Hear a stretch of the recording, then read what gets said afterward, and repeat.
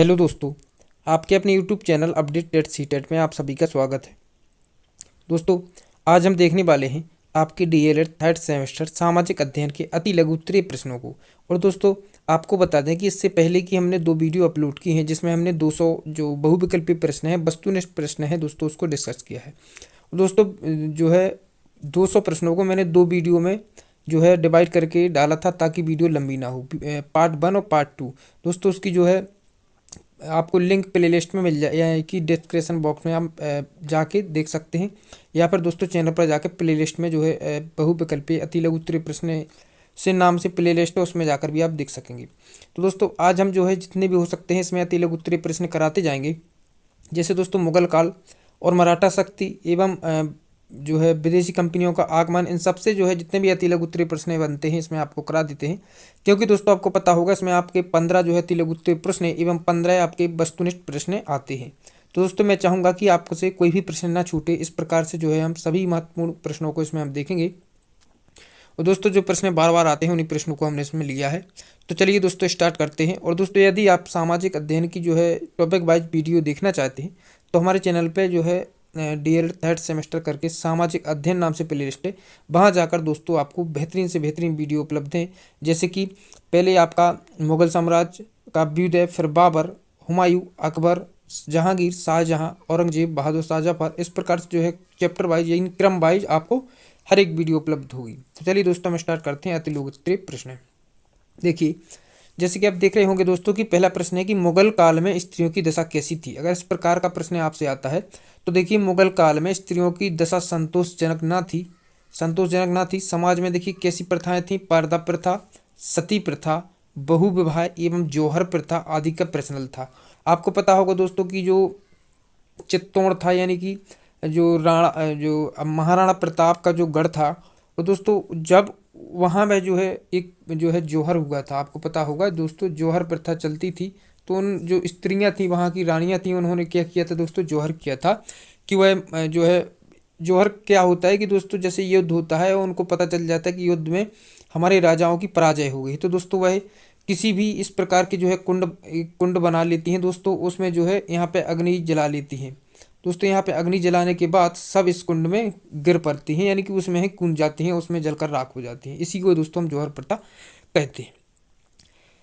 फिर देखिए अगला प्रश्न है कि मुगल कालीन प्रसिद्ध महिलाओं के नाम बताइए। इन मुगल कालीन के समय में कौन कौन सी महिलाएं थीं जो अच्छी जो है चर्चा में थी। जैसे कि दोस्तों देखिए मीराबाई, नूरजहां, आपको पता है नूरजहां कौन थी दोस्तों, जहांगीर की पत्नी। फिर देखिए जैबुनिसा और आकाबाई, तथा गुलबदन बेगम जो अकबर की दोस्तों बहन थी। और गुलबदन बेगम ने जो है जो जो हुमायूंनामा जो है इनके द्वारा लिखा गया। अब देखिए अगला प्रश्न है कि अकबर ने किस धर्म की स्थापना की थी। तो दोस्तों आपको पता होगा उन्होंने दीन ए इलाही नामक जो है धर्म की स्थापना की थी। और जो है हिंदुओं की अगर बात की जाए दोस्तों, तो सिर्फ और सिर्फ जो है बीरबल ही एक ऐसे हिंदू शासक हैं दोस्तों जिन्होंने जो है दीन ए इलाही धर्म को स्वीकारा था। अगला प्रश्न है अकबर ने कौन सा कर समाप्त किया था। दोस्तों आपको पता होगा जो जजिया कर है, जो हिंदुओं से लिया जाता था, उस कर को उन्होंने समाप्त किया था अकबर ने। देखिए पंडित जगन्नाथ किसके राजकवि थे। तो दोस्तों शाहजहां के दरबार में वह राजकवि थे। अगला प्रश्न हम देखेंगे दोस्तों, जैसे कि देखिए शाहजहां के शासनकाल की प्रसिद्ध इमारत कौन थी। तो दोस्तों अगर बात की जाए शाहजहां के शासनकाल की, तो जो है इन्हें वास्तुकला का स्वर्ण काल कहा जाता है। देखिए जैसे शाहजहां के शासनकाल की प्रसिद्ध इमारतें, जैसे देखिए यहाँ पर लाल किला एवं दीवान खास, दीवान आम, नगीना मस्जिद, मोती मस्जिद और अंगूरी बाग तथा ताजमहल जैसी विश्व प्रसिद्ध इमारतें जो है शाहजहां के शासनकाल में इनका निर्माण हुआ था। इस प्रकार आप देखेंगे आगे जहांगीर के शासनकाल में चित्रकला कौन कौन थी, यानी कि चित्रकार कौन कौन से थे। अगर देखिए इनकी जो है प्रश्न बनता है कि जहांगीर जो है चित्रकला के उत्कर्ष के लिए जाने जाते हैं। देखिए और दोस्तों जैसे बिशनदास, केशव, मनोहर, माधव और तुलसी, यह जो है जहांगीर के इस काल के महान चित्रकार रहे। तानसेन किसके काल के थे। तो दोस्तों तानसेन आपको पता है अकबर के दरबार के बहुत ही अच्छे संगीतज्ञ थे। अब्दुल रहीम खाने खाना कौन थे। तो दोस्तों आपको पता होगा अब्दुल रहीम खाने खाना जो कि अकबर के पुत्र सलीम को इन्होंने जो है जो शिक्षा दी थी जो है। और दोस्तों अब्दुल रहीम खान बाबा के ही पुत्र थे। फिर देखिए अगला प्रश्न है कि मुगल काल में बादशाह के पश्चात शासन का सबसे बड़ा अधिकारी कौन था। देखिए बादशाह के पश्चात, तो दोस्तों इसको हमने जो है वकील होता था, वकील मुतलक, तो इसको हमने वीडियो में अच्छे से डिस्कस किया है। इसके बारे में आप और अधिक जानना चाहते हैं तो आप वीडियो को देख लीजिए, जो कि प्ले लिस्ट में उसकी लिंक पड़ी है। फिर देखिए जो है अगला प्रश्न है कि दिल्ली का लाल किला तथा जामा मस्जिद किसने बनवाई थी। तो देखिए बात कीजिए जामा मस्जिद एवं लाल किला की, तो दोस्तों यह जो है शाहजहां ने बनवाई थी, जो कि हम देख चुके हैं। अगला प्रश्न है आगरा का ताजमहल और मोती मस्जिद किसने बनवाया था। तो दोस्तों फिर से देखिए शाहजहां द्वारा ताजमहल और मोती मस्जिद का निर्माण कराया गया था। जहांगीर के शासनकाल में निर्मित प्रसिद्ध इमारतों का नाम बताइए। तो देखिए इनके काल में कुछ ज़्यादा ही जो है इमारतें देखने को नहीं मिलती, परंतु दोस्तों देख ली बेगम नूरजहां, जहांगीर के शासनकाल में उसकी बेगम नूरजहां ने अपने पिता एतमुद्दौला का मकबरा के नाम से ही एक मकबरा का भव्य जो है निर्माण कराया था। अगला प्रश्न है दोस्तों हुमायूं का मकबरा कहाँ स्थित है। तो दोस्तों हुमायूं का मकबरा दिल्ली में स्थित है। देखिए इसको हमने इस प्रकार से याद किया था कि दोस्तों इसको हमने ट्रिक में ऐसा बताया था कि माँ कहाँ रहती है, इस प्रकार से हमने उसमें जो है ट्रिक में देखा था कि माँ कहाँ रहती है। इस प्रकार की सभी जो जितने भी मकबरे हैं सबको हमने देखा था। तो दोस्तों यहाँ पे देखिए माँ से क्या हो जाएगा हुमायूं, वो कहाँ रहती है दोस्तों, तो हम आप कहेंगे कहाँ रहती है दोस्तों, दिल में, यानी दिल से हो जाएगा दिल्ली। यानी कि हुमायूं का मकबरा कहाँ है दोस्तों, दिल्ली। तो देखिए माँ कहाँ रहती है, दिल में, यानी कि दोस्तों दिल से हो जाएगा दिल्ली और माँ से हो जाएगा हुमायूं। दोस्तों इस जो है वीडियो को देखने के लिए आपको डीएलएड थर्ड सेमेस्टर सामाजिक अध्ययन नाम से प्ले लिस्ट है चैनल पर, वहाँ जाएंगे दोस्तों। प्ले लिस्ट में आप जाएंगे तो आपको ट्रिक जो है एक वीडियो है, जो अकबर जो मुग़ल कालीन मकबरे हैं सभी को जो है उसमें हमने एक एक करके समझाया है बहुत बेहतरीन तरीके से। आपको ऐसा है कि आप कभी नहीं भूलेंगे, बेहतरीन ट्रिक। चलिए दोस्तों देखते हैं अगला प्रश्न। अगला प्रश्न है दोस्तों देखिए शेर शाह का बचपन का नाम क्या था। देखिए 2016 में पूछा गया है प्रश्न है दोस्तों, बहुत ही इंपॉर्टेंट है। तो शेर शाह के बचपन का नाम दोस्तों फरीद था। जौनपुर के शासक ने फरीद को शेर खां की उपाधि दी थी, क्योंकि उसने उनकी जान बचाने के लिए एक शेर का जो है शिकार कर दिया था। फिर देखिए शेर शाह ने किसको पराजित कर सूरवंश की स्थापना की थी। दोस्तों आपको पता होगा कि जो कन्नौज बिलग्राम के युद्ध हुए हैं वह किन के बीच हुए हैं दोस्तों, शेर शाह एवं हुमायूं के बीच में हुए हैं। और जो है हुमायूं को ही पराजित करके उसने सूरवंश की स्थापना की थी। शेर शाह ने भूमि की पैमाइश क्यों कराई थी। तो देखिए शेर शाह ने भू स्वराज्य की दृष्टि से भूमि की जो है पैमाइश कराई थी, यानी। फिर देखिए आपका अगला प्रश्न है कि शेर शाह द्वारा बनाई गई किसी एक सड़क का नाम बताइए। तो दोस्तों उन्होंने जो है ग्रांड ट्रंक रोड का निर्माण कराया था। देखिए बंगाल से दिल्ली, लाहौर से होकर पंजाब तक की सड़क बनवाई थी, जिसे हम ग्रांड ट्रंक रोड कहते हैं। अगला प्रश्न है कि शेर शाह द्वारा किए गए 2 हितकारी कार्यों के नाम बताइए। तो दोस्तों देखिए शेर शाह द्वारा 2 हितकारी कार्य की डाक चौकियों की व्यवस्था कराई थी और शिक्षा के विकास के लिए मदरसे एवं मकतब बनवाए थे शेर शाह ने। अब देखिए अगला प्रश्न है आपका कि शेर शाह ने किस वंश की नींव डाली थी। तो दोस्तों सूरवंश की नींव डाली थी शेर शाह ने, हुमायूं को पराजित किया था। शेर शाह के पिता का क्या नाम था। तो दोस्तों हसन शेर शाह के पिता का नाम था। शेर शाह को शेर खां की उपाधि क्यों दी गई। शेर मारने के कारण शेर शाह को जो है शेर खां की उपाधि दी गई थी। अब देखिए अगला प्रश्न है कि शेर शाह द्वारा लड़े गए 2 युद्धों के नाम बताइए। तो देखिए चौसा का युद्ध और कन्नौज का युद्ध, जिसको हम जो है बिलग्राम का युद्ध भी कह सकते हैं। अगला प्रश्न है दोस्तों कि शेर शाह द्वारा बनाई गई 2 इमारतों के नाम बताइए। तो देखिए रोहतासगढ़ का किला और सहसा राम का मकबरा जो है शेर शाह द्वारा बनाई गई इमारतें हैं। इसी के क्रम में हम अगला प्रश्न देखेंगे शेर शाह की भूमि स्वराज्य की 2 विशेषताएं बताइए। तो संपूर्ण भूमि की नाप के लिए एवं लगान का निर्धारण करने के लिए उन्होंने भूमि व्यवस्था यानी कि जो शुरुआत की थी। शेर शाह द्वारा किए गए 2 हितकारी जो है कार्य बताइए। तो देखिए सरायों का निर्माण एवं सड़कों का निर्माण उन्होंने कराया था। अगला प्रश्न है 2018 में पूछा गया कि मनसबदारी प्रथा का प्रचलन किस काल में तथा किसके द्वारा हुआ। तो मुगल काल में अकबर के द्वारा जो है मनसबदारी प्रथा का प्रचलन हुआ था। देखिए 2018 में पूछा गया प्रश्न है। फिर देखिए 2017 में है कि बाबर के पुत्रों का नाम बताइए। अगर दोस्तों बाबर के पुत्रों का नाम पूछा जाए तो देखिए हुमायूं, कामरान मिर्जा के बाद हिंदल और अहमद और शाहरुख। इस प्रकार से इतने जो है 5 पुत्र थे। अब देखिए हुमायूं की असफलता के 2 कारण बताइए। तो देखिए हुमायूं की असफलता के 2 कारण है दोस्तों, अफगानी शत्रु, हुमायूं की सगी संबंधी। हुमायूं के शासनकाल में दोस्तों जो इनके सगे संबंधी थे जो है कभी भी जो है इनकी जो है गद्दी को प्राप्त करने हेतु विद्रोह कर दिया करते थे। उसी का फायदा उठाकर जो है शेरशाह ने युद्ध किया था। अफगान शत्रुओं ने भी शेरशाह का साथ दिया था, जो कि हुमायूं के जो है शत्रु थे। अगला प्रश्न है कि जहांगीर द्वारा विजित 4 राज्यों के नाम बताइए। तो दोस्तों हुमायूं ने कांधार, मेवाड़, अहमदनगर और कांगड़ जो है 4 राज्यों को विजय किया था। चलिए देखते हैं अगला प्रश्न है। दोस्तों इसमें जितने भी प्रश्न हैं प्रीवियस ईयर में पूछे गए प्रश्न हैं, इसको आप ध्यान से देखिए और ध्यान से समझिए, क्योंकि जो है डीएलएड का यह रिवाज रहा है कि जो है प्रश्न रिपीट होते हैं। आप जो है इससे अच्छी से भली भांति परिचित होंगे, तो रिपीट 100% इसमें होते हैं प्रश्न।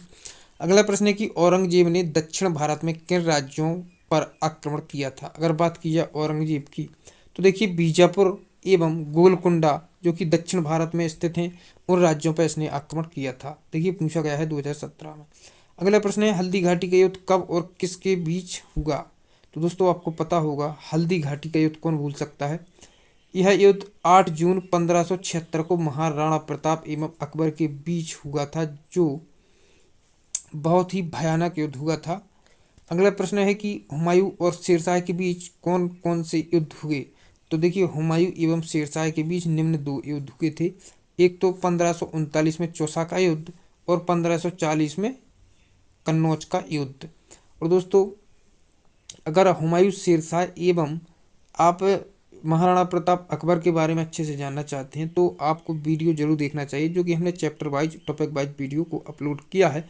और दोस्तों उसकी लिंक आपको डिस्क्रिप्शन में मिल जाएगी।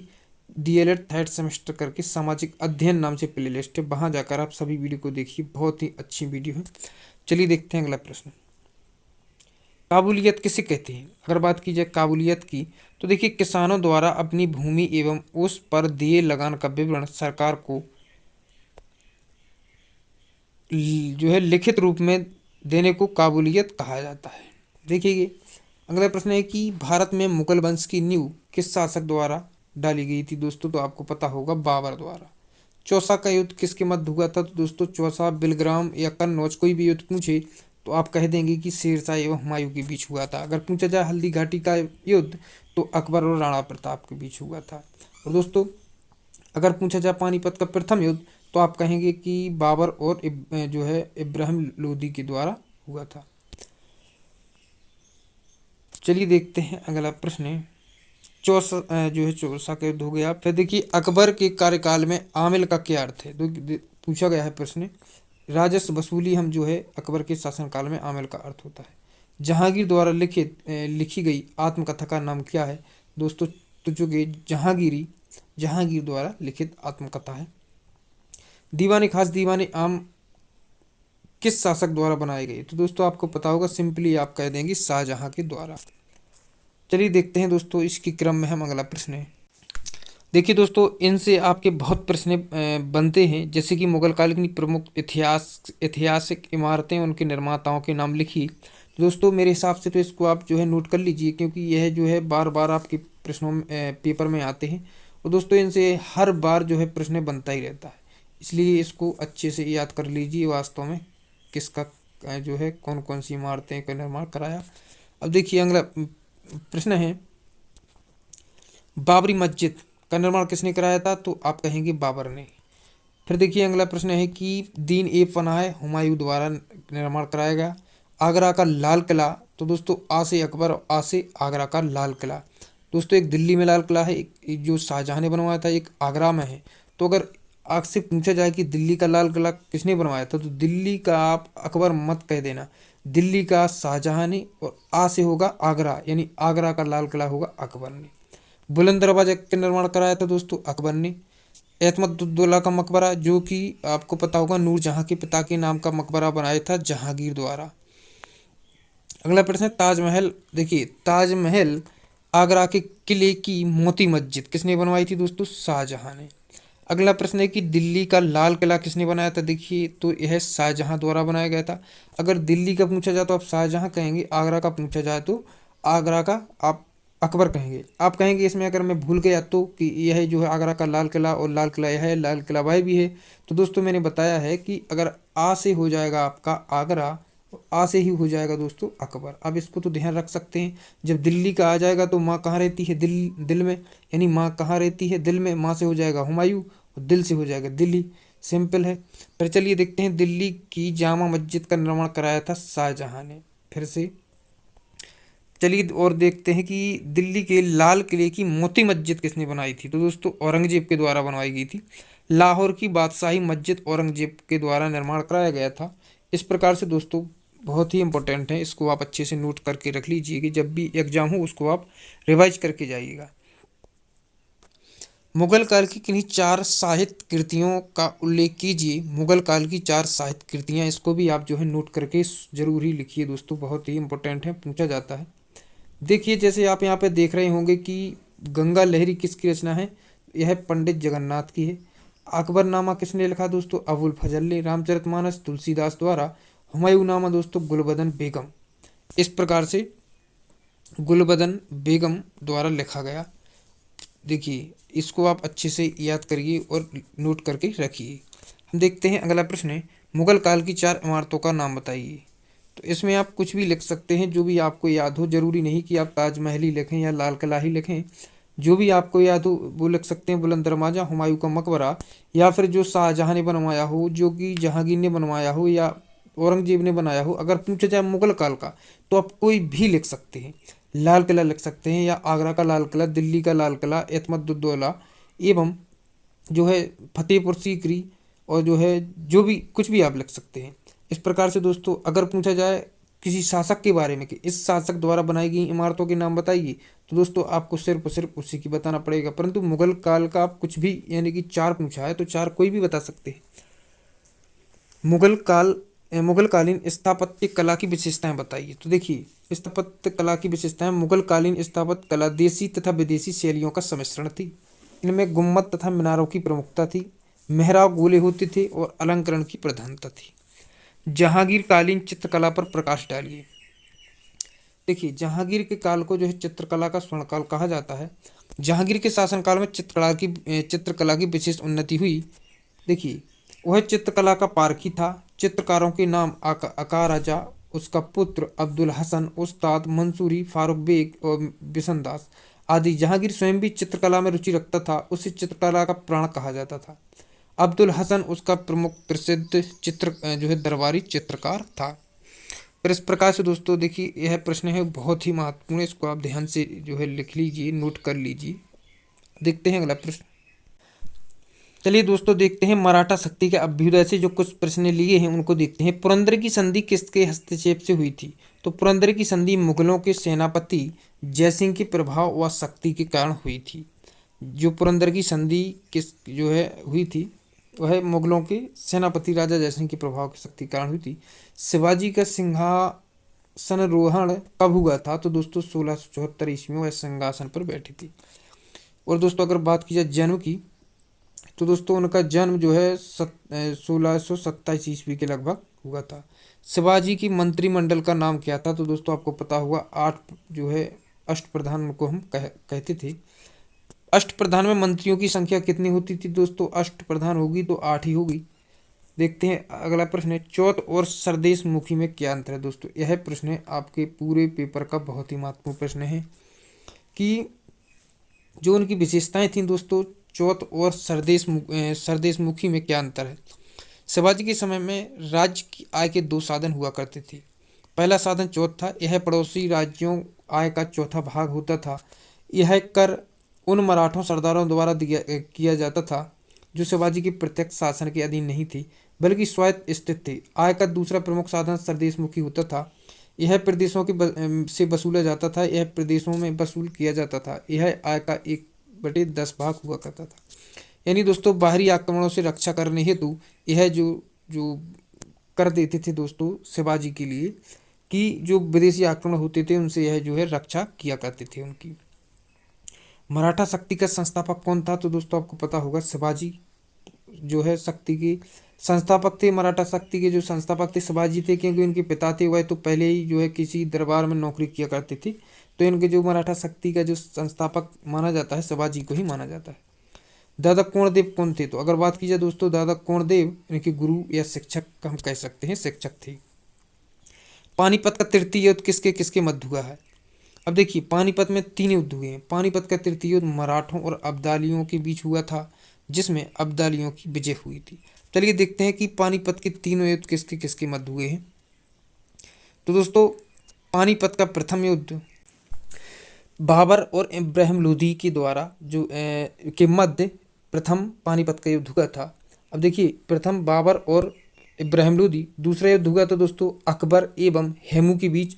अकबर यानी कि अकबर जो उसका संरक्षक था, उस समय अकबर की उम्र छोटी थी, इसलिए उसके संरक्षक बैरम खां एवं हेमू के द्वारा वह युद्ध लड़ा गया था। अब बात की जाए तृतीय युद्ध की, तो तृतीय दोस्तों आप देख ही चुके हैं, मराठों एवं अब्दालियों के बीच जो है यह युद्ध लड़ा गया था। तो दोस्तों जो है पानीपत के तीनों युद्धों को हमने देखा। आगे देखेंगे शिवाजी की मंत्री परिषद में कितने सदस्य थे? तो दोस्तों आपको पता है 8 थे, और दोस्तों पूछा जाए तो आप कह सकते हैं कि उसको हम अष्टप्रधान कहते थे, अष्टप्रधान उनको कहा जाता था। शिवाजी कहाँ के रहने वाले थे दोस्तों? तो शिवाजी जो है महाराष्ट्र के रहने वाले थे। फिर देखिए शिवाजी की राजधानी कहाँ थी? तो शिवाजी की राजधानी रायगढ़ थी। शिवाजी की अष्टप्रधान में प्रधान का पद के नाम बताइए, तो उसको हम पेशवा कहते थे। शिवाजी की माता का नाम जीजाबाई था, जो कि उन्होंने ही शिक्षा दी थी, वो धार्मिक प्रवृत्ति की महिला थी। शिवाजी की किन्हीं 2 विजयों के नाम बताइए, तो रायगढ़ और कोंकण जो है, जो उन्हें विजय किया था, रायगढ़ एवं कोंकण दोनों राज्यों को। अगला प्रश्न है दोस्तों, देखिए पुरंदर की संधि की 2 विशेषताएं, 2 शर्तों को बताइए। तो देखिए शिवाजी ने अपने 23 किले, जिनकी वार्षिक आय 4 लाख ऊन थी, बादशाह को दे दिए थे। उसने वचन दिया था कि बीजापुर युद्ध में वह शाही सेना को सहायता देगा। इस प्रकार से जो है पुरंदर की संधि की विशेषताएं थी। देखिए शाइस्ता खां कौन था? तो बात की जाए दोस्तों, शाइस्ता खां औरंगजेब का मामा और दक्षिणी का सूबेदार था शाइस्ता खां। अफजल खां कौन था? तो दोस्तों अफजल खां आपको पता होगा औरंगजेब का सेनापति था, जिसको उसने शिवाजी को मारने के लिए भेजा था, परंतु शिवाजी ने उसकी ही मृत्यु यानी कि उसकी हत्या कर दी थी। पानीपत का तृतीय युद्ध कब लड़ा गया? तो दोस्तों पानीपत का तृतीय युद्ध जो है 1761 ईस्वी में लड़ा गया। अभी देखा दोस्तों हमने कि पानीपत का जो प्रथम द्वितीय तृतीय युद्ध किसके किससे मध्य हुआ। अब हम देखेंगे कि कौन कौन सी सन में युद्ध हुए। देखिए अगर बात की जाए पानीपत का पहला युद्ध, तो 1526 ईस्वी में पानीपत का पहला युद्ध हुआ बाबर और इब्राहिम लोदी के बीच।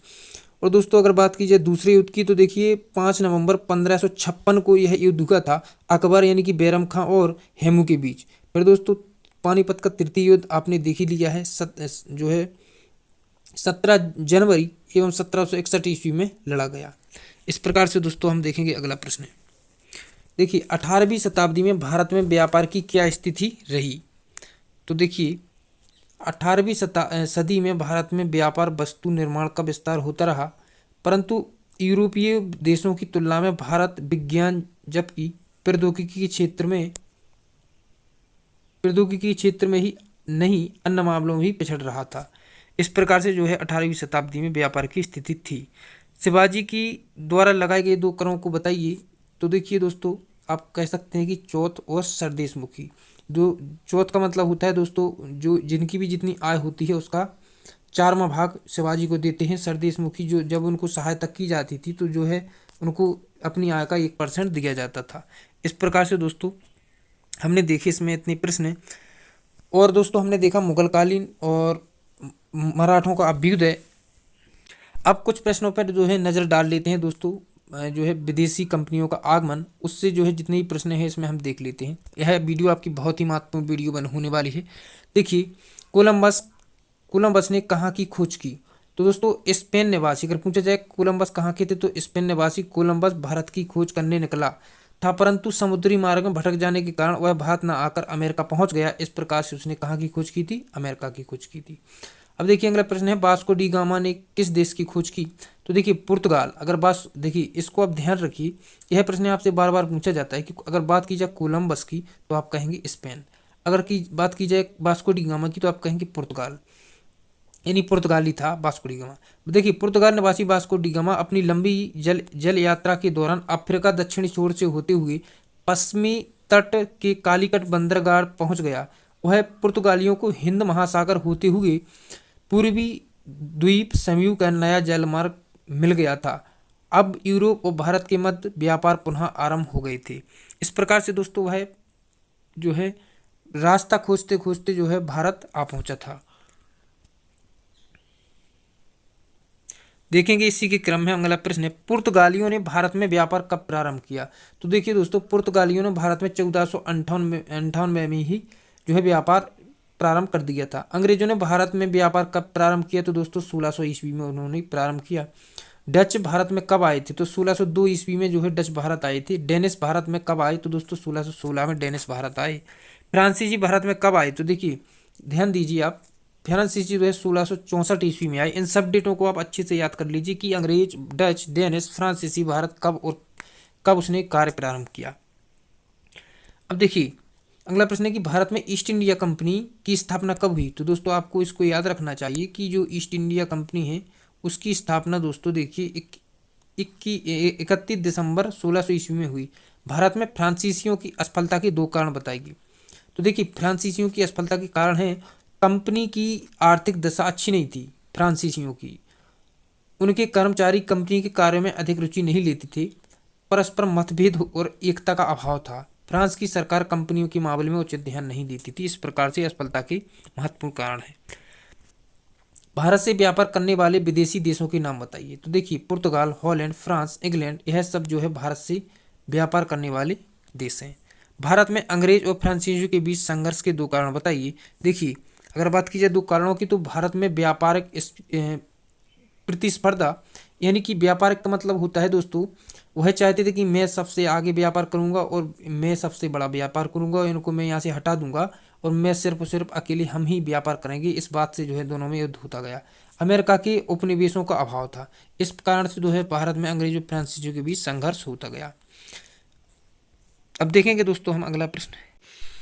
देखिए अगला प्रश्न इस प्रकार से है कि ईस्ट इंडिया कंपनी किन वस्तुओं पर व्यापार करती थी। तो देखिए ईस्ट इंडिया कंपनी नील, कॉफी, चाय बागान भारत में लगाती थी और इन फसलों को सस्ते दाम में खरीदकर अपने जहाजों से इंग्लैंड के कारखाने में भेजती थी, जो कि यहाँ से सस्ते में ले लेते थे दोस्तों। वहाँ जाकर उसी को जो है 2 गुने या कई गुना बढ़ा करके उसको वहाँ से जो वह है बेचते थे, उन्हें अच्छा खासा लाभ होता था। भारत में कौन कौन सी कंपनी एक दूसरे से लड़ती रहीं। तो देखिए भारत में British east India company, French east India company जो है व्यापार पर कब्जा करने के लिए एक दूसरे से लंबे समय तक लड़ती रही। जो कर्नाटक के 3 युद्ध हैं इसी इन दोनों के मध्य हुए हैं। देखिए अब देखिए अगला प्रश्न है कि ब्रिटिश ईस्ट इंडिया कंपनी की ताकत बढ़ाने के लिए योगदान दिया। तो किसने योगदान दिया, तो देखिए एक कंपनी इस कोशिश में रहती थी कि दूसरे को भारत में खदेड़ कर निकाल दें, और इसके लिए दोनों ही कंपनी अपने अपने जो है देश इंग्लैंड और फ्रांस से सैनिक बुलवाने लगी। ब्रिटिश ईस्ट इंडिया कंपनी की ताकत बढ़ाने के लिए लॉर्ड क्लाइव, देखिए लॉर्ड क्लाइव का बहुत बड़ा योगदान है दोस्तों, इसको आप ध्यान रखिए, का विशेष योगदान रहा। और दूसरी ओर देखिए डुप्ले फ्रांसीसी कंपनी का नेतृत्व करने आए। इस प्रकार से दोस्तों इनका बहुत ज़्यादा योगदान रहा। फ्रांसीसियों की ताकत की सहायता के लिए अनबरुद्दीन पर चढ़ाई की गई। देखिए फ्रांसीसियों की सहायता पाकर मुजफ्फर जंग पर चांदा साहब की सम्मिलित सेनाओं ने अनबरुद्दीन पर चढ़ाई कर दी। 1749 ईस्वी में अंबर की लड़ाई में अनबरुद्दीन मारा गया। अब चांदा साहब कर्नाटक का नवाब बना। उसने डुप्ले को बहुत सा धन तथा अनेक उपहार दिए। अब देखिए अगला प्रश्न है, अर्काट पर विजय किसके आक्रमण किया था, यानी अर्काट पर किसने आक्रमण किया था। तो क्लाइव ने, यानी लॉर्ड क्लाइव ने अंग्रेजों और भारतीयों की एक छोटी सेना की सहायता से अर्काट पर अधिकार कर लिया। यह समाचार पाते ही चांदा साहब ने तुरंत जो है त्रिचनापल्ली से अपनी सेना का एक बड़ा भाग अर्काट की पुनर्विजय के लिए भेजा। क्लाइव ने 53 दिनों में अर्काट की रक्षा करता रहा। अंत में उसकी विजय हुई। इस प्रकार से दोस्तों क्लाइव का बहुत ही महत्वपूर्ण हाथ है। अब देखिए 1652 ईस्वी में कर्नाटक का नवाब कौन बना, तो 1652 में मोहम्मद अली अंग्रेजों की सहायता से कर्नाटक का नवाब बना। कर्नाटक के 3 युद्धों का परिणाम क्या हुआ, तो देखिए दक्षिण भारत के इन 3 युद्धों का परिणाम यह हुआ कि अंग्रेजी अंग्रेजों तथा फ्रांसीसियों के बीच भारत में प्रभुसत्ता स्थापित करने के लिए लंबे समय तक संघर्ष का अंत हो गया। साथ ही डुप्ली का दक्षिण भारत में फ्रांसीसी साम्राज्य स्थापित करने का स्वप्न भी भंग हो गया। यानी दोस्तों फ्रांसीसी अपना जो है बुरी अवस्था लेकर भारत छोड़कर चले गए थे। और दोस्तों जो है अंग्रेजी और फ्रांस के बीच जो संघर्ष होता था वह समाप्त हो गया था। भारत में आने वाली यूरोपीय शक्ति का क्रम बताइए। देखिए इसको आप ध्यान रखिए, क्रम का मतलब है कौन पहले आया, फिर उसके बाद पहले देखिए पुर्तगाली, फिर अंग्रेज, फिर डच, फिर डेनिश, फ्रांसीसी, स्वीडिश। इस प्रकार से जो है इनका क्रम है। तो दोस्तों इस प्रकार से हमने देखिए इतने प्रश्न देखे और आपकी वीडियो भी काफ़ी लंबी हो गई है। तो दोस्तों मैं चाहूँगा कि आपने अगर वीडियो देख लिया है तो आपको बहुत बहुत धन्यवाद। दोस्तों अगर आप चैप्टर वाइज देखना चाहते हैं तो आप जरूर देखिए, उसमें आपको बहुत बेहतरीन समझ में आएगा। हमने अच्छे से डिस्कस किया है, वो समझाने का पूरा प्रयास किया है। अब हम और दोस्तों डिस्क्रिप्शन में लिंक है बाकी की वीडियो को देखने के लिए, आपके बहुविकल्पी प्रश्न एवं अतुल्य उत्तरीय प्रश्न है। तो दोस्तों हम इसी के क्रम में दोस्तों आपका भारत में विदेशी कंपनियों का आगमन से प्रश्न हो गए हैं। इसके अगले चैप्टर के प्रश्न भी इसी 3 जो चैप्टर हैं आपके, तीनों चैप्टरों के प्रश्न आपको डिस्कस करके हम अपलोड कर देंगे, तो आप देख सकेंगे। तो चलिए दोस्तों मिलते हैं अगली वीडियो में। जब तक अपना ध्यान रखिए, अपने परिवार वालों का ध्यान रखिए। आपका समय शुभ हो। धन्यवाद।